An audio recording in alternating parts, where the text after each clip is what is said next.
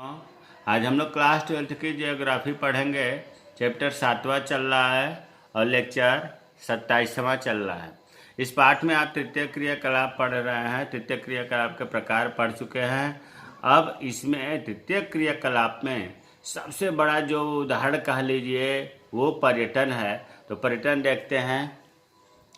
पर्यटन देखिए आसान सब है, लेकिन थोड़ा सा गाइडलाइन न दिया जाए तो लिख नहीं पाएंगे। पर्यटन किसे कहते हैं?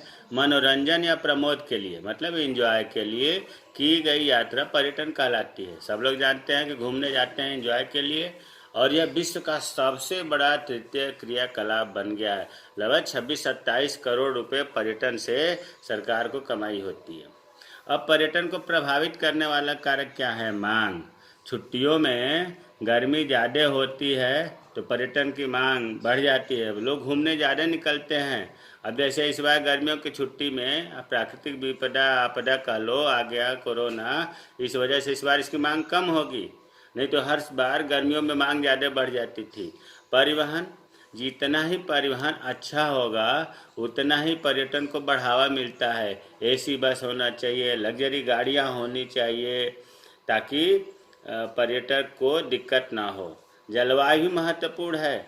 गर्मियों में लोग ठंडे जलवायु पर जाते हैं घूमने के लिए, पर्यटन के लिए, और जाड़ों में वैसे जगह जाते हैं जहाँ गर्मी पड़ती है। तो जलवायु बहुत महत्वपूर्ण है पर्यटन को प्रभावित करने के लिए। भूदृश्य, अरे ज़मीन की प्राकृतिक छटा का लीजिए या सीनरी का लीजिए, दृश्य का लीजिए, जहाँ पर घाटियाँ हों, बर्फ़ की ऊंची ऊंची चोटियाँ हों, जहाँ पर काफ़ी झरने दिखाई देते हों, समुद्र के किनारे अच्छा लगता है, ऐसे जो दृश्य है वहाँ पर पर्यटन को बढ़ावा मिलता है। इतिहास और कला, जहाँ पर इतिहास से जुड़े हुए स्थल हैं, जैसे मान लीजिए जलियांवाला बाग कांड, फिर उसके बाद ऐतिहासिक स्थल जैसे मेरठ है, अयोध्या में चले जाइए।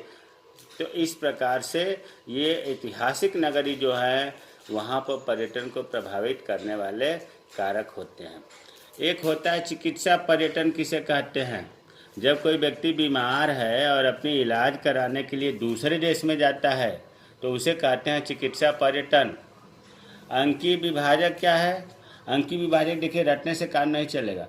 कोई भी देश कितनी जल्दी से अपने नागरिकों को सूचना तथा संचार का लाभ उपलब्ध कराता है, इसी को अंकीय विभाजक कहते हैं। मतलब जो सरकार है अपने नागरिकों को कितनी जल्दी सूचना उपलब्ध करा दे, जो जितना जल्दी सूचना उपलब्ध कराता है वो उतना ही अच्छा माना जाता है। अंकीय विभाजक उसे कहते हैं। विकसित देश इस समय आगे हैं विकासशील देशों के अपेक्षा। अब है बाह्य स्रोतन, नाम कठिन है, इसको अंग्रेजी में बोलते हैं आउटसोर्सिंग। बाह्य स्रोतन अपने कार्य को लागतों को कम करने तथा दक्षता बढ़ाने के उद्देश्य से किसी दूसरे देश में स्थापित करने कहलाता है। इसका मतलब यह हुआ कि हम अपने कार्य को किसी दूसरे देश में दूसरे को सौंप देना। क्यों ऐसा करते हैं? क्योंकि इस प्रकार से खर्चा कम आता है। जैसे मान लीजिए कि दिल्ली में कॉल सेंटर है और अमेरिकी सरकार वहाँ का यहाँ कॉल सेंटर चलाती है। यहाँ के लोग दिल्ली में रहते हुए अमेरिका का कार्य करते हैं। अमेरिका के यहाँ क्यों शाखा खोली, कॉल सेंटर क्यों चलाए? यहाँ के लोग सस्ते काम पर, पैसे पर काम करने को तैयार हो जाते हैं, और इंटरनेट के माध्यम से ये संभव भी है। तो अब समझ गए होंगे कि अपना कार्य दूसरे देश में किसी को सौंपना बाह्य स्रोतन कहलाता है। बाह्य स्रोतन का कारण क्या है? इसलिए कारण है कि कुछ देशों में श्रमिक सस्ते हैं। अमेरिका के लोग यहाँ आकर अगर काम करेंगे तो इतना कम दाम में नहीं करेंगे जितना भारत के लोग करते हैं। दूसरा, इंटरनेट के द्वारा कोई भी कार्य कंपनी दूसरे देश में करवा सकते हैं। अब तो दूरसंचार प्रणाली इतना वाईफाई है कि अमेरिका का व्यक्ति भी वहाँ से प्रतिदिन हर काम पर नज़र भारत में रख सकता है और करा सकता है। तीसरा है वैश्वीकरण के कारण भी इसे बढ़ावा मिलता है। ग्लोबलाइजेशन, आपस में भाईचारा जब बढ़ती है दूसरे देशों से तो इस प्रकार के वायु स्रोतन को बढ़ावा मिलता है। अब है ये देखो स्टार बने हुए हैं। स्टार बनने का मतलब है कि अलग अलग पॉइंट हैं, छोटे छोटे प्रश्न ये पूछे जा सकते हैं। अपतटन, अपतटन किसे कहते हैं? जब यह बाह्य स्रोतन का कार्य समुद्र पार के स्थान को सौंपा जाता है तो इसे अपतटन कहते हैं।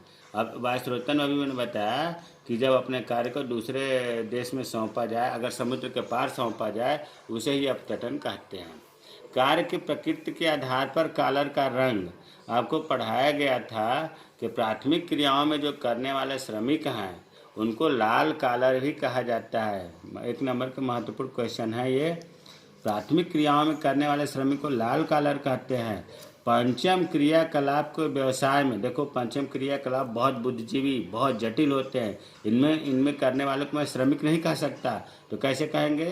पंचम क्रियाकलाप के व्यवसायी को या व्यवसाय करने वाले को स्वर्ण कॉलर कहा जाता है, सोने का कॉलर। उच्च प्रौद्योगिकी उद्योग में बताया गया था कि उच्च प्रौद्योगिकी उद्योग में अति कुशल कर्मी जो होते हैं, दक्ष कुशल कर्मी जो होते हैं, उन्हें श्वेत कॉलर कहा जाता है। और उद्योगों में वास्तविक उत्पादन में संबंधित श्रमिक जो होते हैं उनका नीला कॉलर कहा जाता है। तो इन कॉलरों का लाल कॉलर, स्वर्ण कॉलर, श्वेत कॉलर, नीला कॉलर किसे कहते हैं, ये 1 नंबर में पूछा जाता है। अब ये पाठ आज समाप्त होने जा रहा है, तृतीय क्रियाकलाप। तो यहाँ पर मैंने थोड़ा सा रिमाइंड करा दूँ, प्राथमिक क्रियाओं का उदाहरण क्या है? भोजन संग्रह, आखेट, पशुचारण, मछली पकड़ना, कृषि, खनन, वनों से लकड़ी काटना इत्यादि। जो प्राकृतिक पर निर्भर होते हैं उद्योग, मतलब कार्य, वो प्राकृतिक क्रिया है। द्वितीय क्रियाओं में एक शब्द हमने कहा था कि याद करिए, उद्योग। लेकिन उद्योग अपने आप में छोटा नहीं है। उद्योग में कम से कम सैकड़ों नहीं हजारों उद्योग आते हैं, जैसे चाय उद्योग, लोहा इस्पात उद्योग, सूती वस्त्र उद्योग, कागज उद्योग इत्यादि। तृतीय क्रियाकलाप या तृतीय क्रियाएं, इसके उदाहरण क्या हैं? डॉक्टर, मिस्त्री, हलवाई, अध्यापक, वकील, अभिनेता, इंजीनियर, व्यापारी, धोबी, प्लम्बर, नाई, सीए, ड्राइवर, रसोईया, बैंकर, वित्त। देखो, उदाहरण अधिक से अधिक याद करना चाहिए समझ बूझ करके, क्योंकि पता नहीं कौन सा उदाहरण 1 नंबर में पूछ दे कि इनमें से, जैसे मान लो पूछ दे कि ड्राइवर किस क्रियाओं के अंतर्गत आता है, तो आपको पता होना चाहिए कि ड्राइवर जो है बुद्धि से, कुशलता से कार्य होता है, तो तृतीय क्रिया में हो गया। फिर पूछ दे कि सूती वस्त्र उद्योग किसके अंतर्गत आता है, तो उद्योग का नाम आते ही द्वितीय क्रिया हो गया।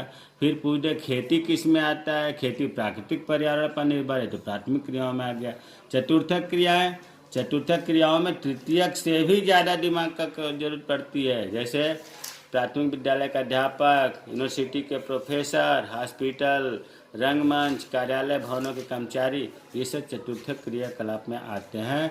इस प्रकार ये आपका पाठ पूरा हो गया, तृतीय क्रियाकलाप और चतुर्थक क्रियाकलाप। जय हिंद, जय भारत।